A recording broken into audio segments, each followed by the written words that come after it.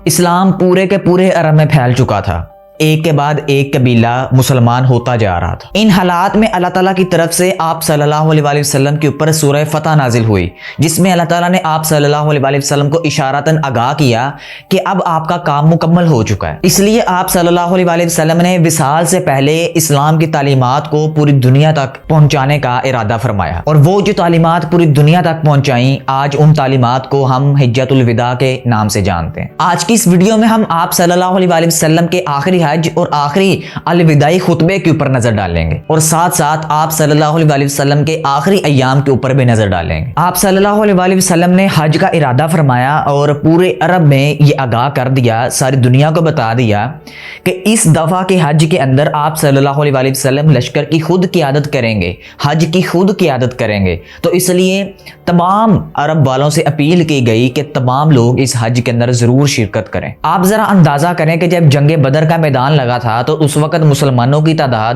صرف 313 تھی۔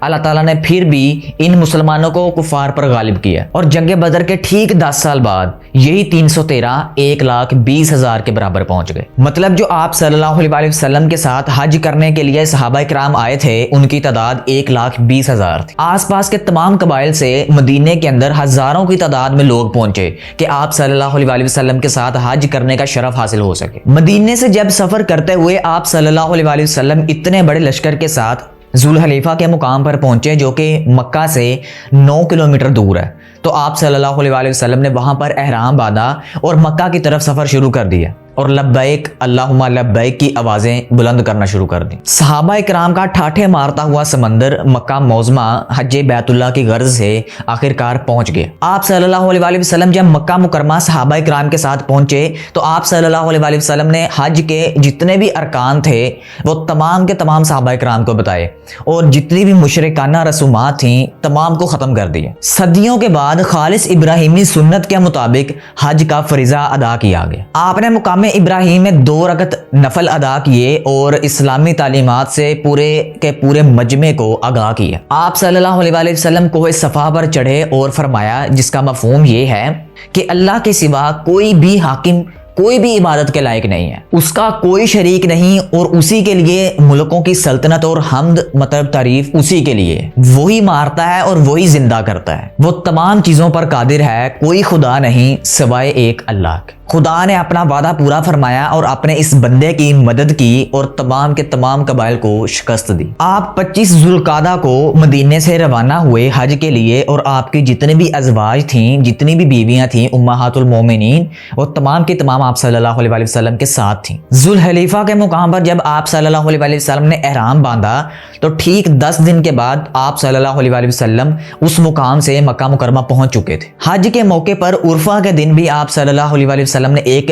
خطبہ دیا، لیکن اسی کے اگلے دن منا میں آپ صلی اللہ علیہ وآلہ وسلم نے ایک یادگار خطبہ دیا، اور اسی منا والے خطبے کو آج ہم حجۃ الوداع کے خطبہ کہتے ہیں۔ حجۃ الوداع کے موقع پر آپ صلی اللہ علیہ وآلہ وسلم نے اسلامی تعلیمات کا نچوڑ پیش کیا اور مسلمانوں کو گواہ بنایا کہ اللہ کا پیغام خالصتاً میں نے آپ تک پہنچا دیا، اور صحابہ کرام نے آگے سے صدا لگائی کہ جی رسول اللہ صلی اللہ علیہ وآلہ وسلم، آپ نے ہم تک اللہ کا پیغام مکمل طور پر پہنچا دیا۔ اور ساتھ ساتھ یہ بھی اللہ کے نبی نے تاکید فرمائی کہ جو حج کے موقع پر اس وقت لوگ موجود نہیں، ان تک بھی یہ تمام کی تمام باتیں پہنچا دی جائیں۔ آپ صلی اللہ علیہ وآلہ وسلم نے اس خطبے میں اشارتاً اپنی وصال کا بھی ذکر فرما دیا تھا کہ شاید اب کے بعد میں تمہارے سامنے ایسے نہ ظاہر ہوں۔ آپ صلی اللہ علیہ وآلہ وسلم نے اس خطبے میں ارشاد فرمایا کہ ایک مسلمان کی جان و مال دوسرے مسلمان کے لیے حرام ہے، اور کسی نسل کو کسی دوسری نسل پر کوئی فوقیت حاصل نہیں، کسی گورے کو کسی کالے پر،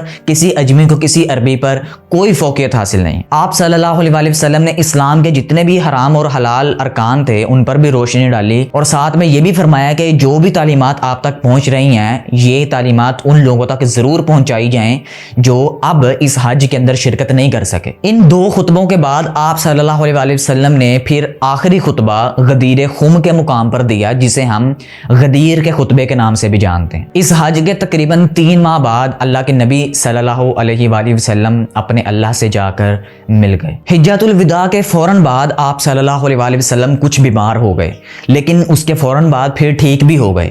لیکن ٹھیک ہونے کے کچھ عرصے بعد آپ صلی اللہ علیہ وسلم پھر بیمار ہوئے اور سر کے درد کے اندر مبتلا ہو گئے۔ آخرکار آپ صلی اللہ علیہ وسلم کی مرض بڑھنے کی وجہ سے اور اس کی تاب نہ لانے کی وجہ سے آپ صلی اللہ علیہ وسلم اس دنیا فانی سے رخصت ہو گئے۔ حضرت علی رضی اللہ تعالی عنہ نے آپ صلی اللہ علیہ وسلم کو غسل و کفن کیا اور صحابہ کرام کی مختلف جماعتیں آتیں اور ایک کے بعد ایک آپ صلی اللہ علیہ وسلم کا نماز جنازہ ادا کرتے۔ کسی نے بھی آپ صلی اللہ علیہ وسلم کے نماز جنازہ کی امامت نہیں کروائی۔ صحابہ کرام 10 یا 12 کی شکل میں آتے تھے اور آ کر نماز جنازہ ادا کر کے چلے جاتے تھے۔ آپ صلی اللہ علیہ وسلم کو مسجد نبوی کے بالکل ساتھ حجرہ عائشہ میں دفن کیا گیا، کیونکہ حضرت ابو بکر رضی اللہ تعالیٰ عنہ سے روایت ہے کہ آپ صلی اللہ علیہ وسلم نے فرمایا کہ انبیاء اکرام کی جہاں پر وفات ہوتی ہے ان کو وہاں پر ہی دفن کیا جاتا ہے۔ تو آپ صلی اللہ علیہ وسلم کی وفات حضرت عائشہ کے حجرے میں ہوئی تھی،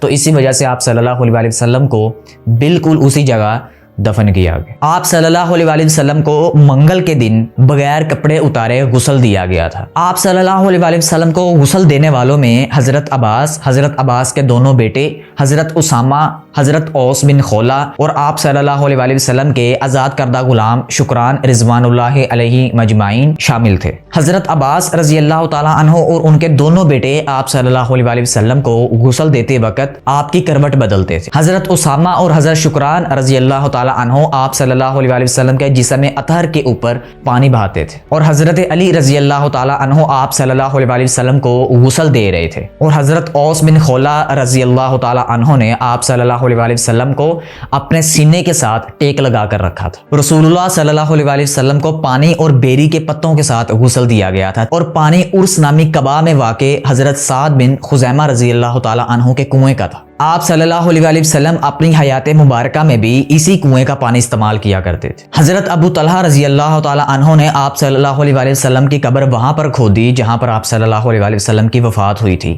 آپ صلی اللہ علیہ وسلم کی چارپائی قبر کے بالکل کنارے پر رکھی گئی تھی، اور صحابہ کرام تھوڑے تھوڑے اندر آتے تھے اور نماز جنازہ ادا کر کر واپس چلے جاتے تھے۔ سب سے پہلے آپ صلی اللہ علیہ وسلم کے جتنے بھی خاندان والے تھے انہوں نے نماز جنازہ ادا کی، پھر مہاجرین نے ادا کی، پھر انصاریوں نے ادا کی، پھر عورتوں نے ادا کی، اور بعد میں بچوں نے ادا کی۔ اس کے بعد آپ صلی اللہ علیہ وآلہ وسلم کو سپرد خاک کیا گیا۔ لیکن جنازے کے اندر کتنے لوگ شریک ہوئے اس چیز کے اندر ابھی تک روایات میں اختلاف پایا جاتا ہے۔ تو میرے ہم عزیز دوستو، یہ تھی وہ مختصر سی تفصیل جو کہ آپ صلی اللہ علیہ وسلم نے حجۃ الوداع کے موقع سے لے کر آپ صلی اللہ علیہ وسلم کی وفات تک میں نے آپ کے سامنے پیش کرنے کی کوشش کی۔ امید کرتا ہوں کہ آج کی اس ویڈیو سے آپ کے علم میں تھوڑا سا اضافہ ہوا ہوگا۔ اپنا اور اپنے پیاروں کا بہت سارا خیال رکھا کریں۔ اب میں ملوں گا آپ سے انشاءاللہ نیکسٹ ویڈیو میں، تب تک کے لیے اللہ حافظ۔